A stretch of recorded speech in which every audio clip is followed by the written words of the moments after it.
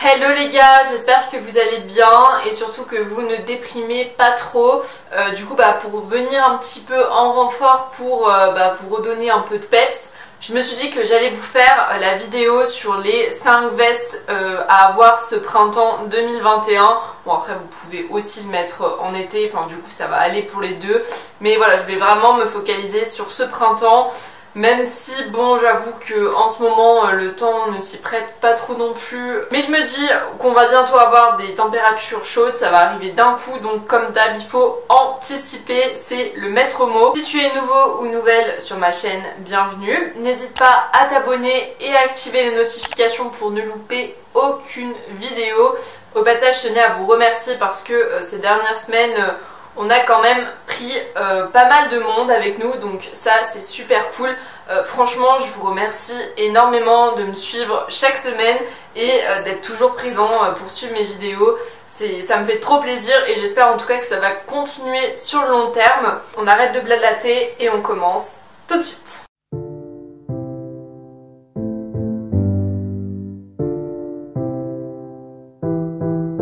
Alors on va parler de la première tendance. Franchement, dans toutes celles que je vais vous citer, il n'y a aucune nouveauté. J'ai envie de vous dire, c'est des choses qu'on a vues, qu'on a revues. Après, c'est à vous, on va dire, de choisir les bonnes pièces pour pouvoir un petit peu apporter d'originalité. Et surtout, changer de ce qu'on a l'habitude de voir depuis pas mal de saisons.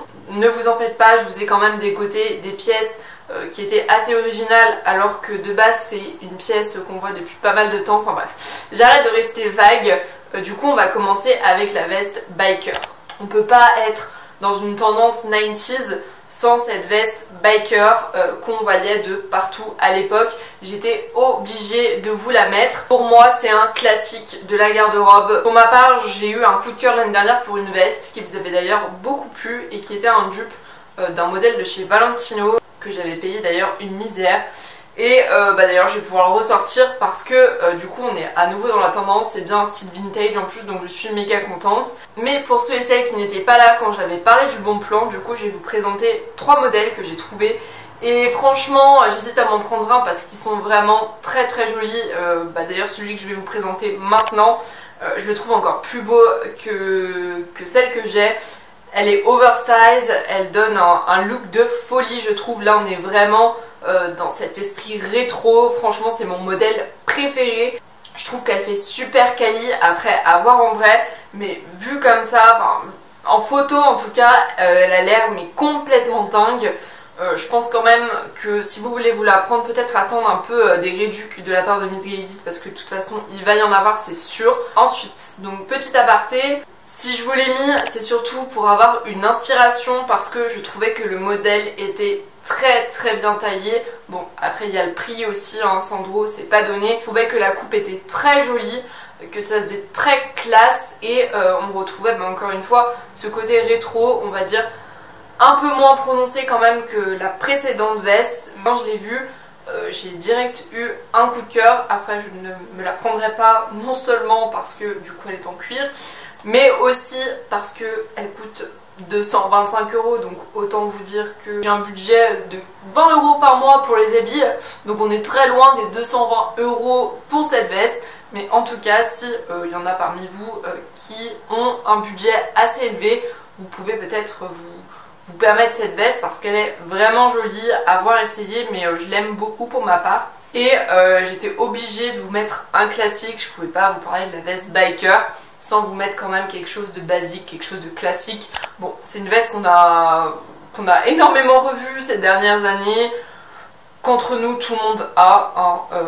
À une époque, je crois que j'étais au lycée, c'était la grande tendance encore une fois des bikers et typiquement cette veste, tout le monde l'avait, mais vraiment tout le monde. Donc si vous avez été assez intelligente pour la garder et qu'elle n'est pas abîmée, vous aurez juste à la ressortir. Ensuite, deuxième tendance qu'on va pas mal revoir cette saison, ça va être une nouvelle fois la surchemise dont je vous avais déjà beaucoup parlé pour cet automne-hiver. Par contre, là, il faut que vous oubliez du coup les vestes à carreaux qu'on a énormément vu cette saison. Là on les met de côté pour l'hiver, enfin pour l'automne-hiver qui arrive, et on va privilégier d'autres matières, d'autres couleurs qui vont être plus estival que les modèles qu'on avait jusqu'à présent. Donc déjà je vous ai trouvé celle-ci qui est couleur vert d'eau. J'étais obligée de vous mettre un article vert d'eau, enfin vous savez mon amour pour cette couleur. Je la trouvais très jolie, très printanière, avec un haut look blanc, ça peut faire un très joli look. En plus elle est en simili-cuir, donc parfaite pour le printemps. On est un peu quand même dans cette transition du coup vers des looks un peu plus estivaux. Ensuite j'ai eu un gros coup de cœur pour celle-ci. C'est une surchemise qui est quand même un peu plus courte que les deux que je vais vous présenter, mais je la trouvais tellement canon, elle envoie du lourd. En plus, je vous en avais parlé, elle est en daim, donc ça c'est grosse tendance. Donc je me dis que ça peut peut-être être une veste qui va permettre de se différencier, on va dire, des autres. Contrairement par exemple à la veste biker où beaucoup de personnes vont l'avoir parce que beaucoup de personnes apprécient ce look. La surchemise en daim, il y aura quand même moins de personnes qui vont se tourner parce que c'est quand même un style à proprement parler, il faut savoir jouer avec. Si vous avez envie de vous différencier dans vos looks, vous pouvez très bien partir sur cette surchemise. Et là les gars, je me suis lâchée, je vous avais parlé de la couleur rose, hein, c'est pas une nouveauté. Donc je me suis dit, allez, on fait péter la surchemise rose pastel. Elle est très jolie, sur un all look white ça passe crème. Elle est ultra canon, moi je suis fan, franchement c'est un grand oui. Là on va passer à une autre veste, encore une fois c'est un classique de chaque printemps, de chaque été, c'est un basique j'ai envie de vous dire. Je sais même pas si on peut appeler ça une tendance parce que c'est vraiment un classique. Encore une fois ça a été une tendance de malade dans les années 90 qu'on a énormément retrouvé. Et ça va évidemment être la veste en jean. Je vous ai trouvé plusieurs modèles, donc déjà on va avoir celle-ci qui est crop. Ce que j'aimais du coup sur cette veste, c'est son effet destroy. On dirait en fait qu'elle a été coupée d'un coup, que ça lui ajoute un truc en plus comparé aux autres vestes crop qu'on peut voir. J'aime bien, ça donne je trouve que ça donne un look rock. En plus, ce qui est cool, c'est qu'ils l'ont rajouté au niveau des manches, donc ils ont tenu cette idée jusqu'au bout. Évidemment, ça ne va pas plaire à tout le monde, mais je la trouvais en tout cas très jolie. Celle qui aime ce côté destroy, ce côté rock, vous pouvez très bien vous tourner vers ce modèle parce que là, on est totalement dans ce mood-là. Alors là, ça va aussi être une veste qui ne va pas plaire à tout le monde, j'en suis sûre et certaine. Même moi, je me demande encore si je l'aime, mais je l'ai mise, donc je suppose que oui. Donc ça va être cette veste en jean à effet patchwork. Je vous avais aussi dit que le patchwork revenait cet été. Bon, voilà, ça revient à chaque fois, mais d'une manière générale, c'est quand même difficile de le porter. C'est pour ça que ça fait pas un gros boom. Voilà, on est plus quand même sur des choses minimalistes, sur des choses simples.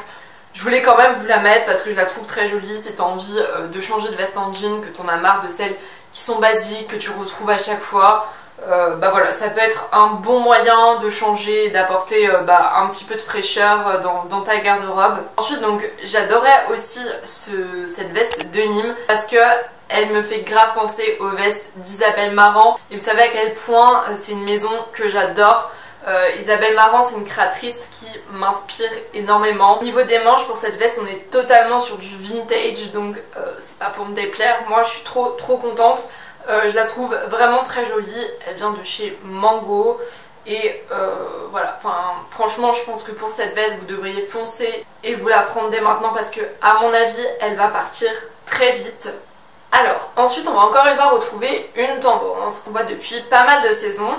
Mais on va la revisiter cette tendance puisque ça va être le blazer oversize.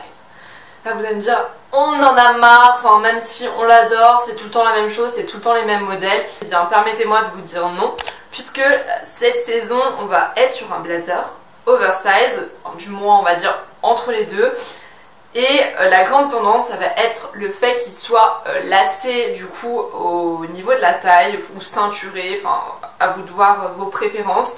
Donc j'ai sélectionné 3 modèles que je trouvais très jolis. On a celui-ci qui vient de chez Naked, donc j'avoue la couleur c'est pas trop une couleur estivale. Mais c'était vraiment pour la forme, pour vous montrer ce que j'imagine. Je pense que les modèles vont commencer à arriver petit à petit. C'est une tendance qui, on va dire, commence à s'installer parce que en ce moment, on est quand même plus sur le blazer oversize. Enfin, tout le monde est à fond sur ça. Et voilà, là c'est un peu plus vintage, un peu plus rétro. J'adorais aussi cet effet plissé qu'on a au niveau de la veste. Enfin, je trouve que ça fait très élégant, très classe. Et en plus ça met en valeur la taille, donc gros point fort pour cette veste. Je vous ai trouvé celle-ci aussi qui est un peu du coup dans le même esprit que la première, mais avec une couleur on va dire un peu plus claire, même si on est encore loin des couleurs estivales. Voilà, encore une fois c'est vraiment pour vous inspirer. Là c'est un modèle un peu plus simple. Je pense que ça peut encore une fois faire un très joli look, très classe pour aller travailler, c'est parfait. Et je vous avais montré déjà une petite inspi comme ça la semaine dernière il me semble. Donc là on est sur une sorte de veste de blazer qui est du coup découpée comme je vous le disais, et ça va être lacé au niveau de la taille. Enfin là on est un peu sur une sorte de blazer qui est une sorte de cache-cœur. Je trouvais que c'était un très joli haut, une très jolie veste qui peut changer de ce qu'on a l'habitude de porter.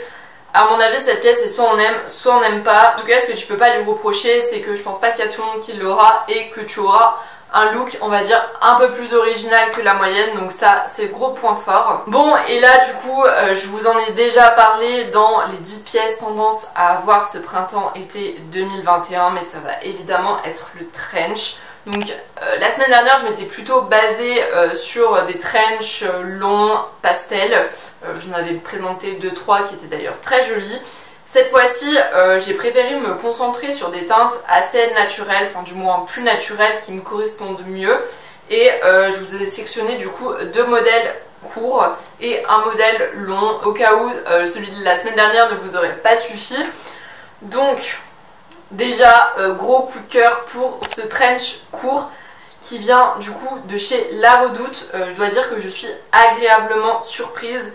Parce que La Redoute, j'en ai pas entendu parler depuis pas mal de temps. Hein. Quand vous saviez, il est encore sous catalogue et tu devais commander, sélectionner les fringues que tu voulais, tout noter et envoyer. Donc autant dire que ça fait un bon moment. Et je trouvais cette veste très jolie. Elle fait encore une fois très classe. Elle peut parfaitement casser un look rock en ajoutant une touche un peu plus classique. Et vous le savez, j'adore jouer avec ça. Dans le même esprit, je vous ai trouvé celle-ci. Bon, la couleur est un peu moins printanière, un peu moins estivale, mais je me dis que pour le printemps, de toute façon, ça peut quand même faire l'affaire. Ce que j'aimais beaucoup au niveau de cette veste, c'est surtout le bas. Vous savez, vu que c'est lacé, c'est un peu plissé du coup au niveau du bas, d'un effet que j'aime beaucoup et que je trouve très joli sur les vestes, enfin même sur les hauts d'une manière générale.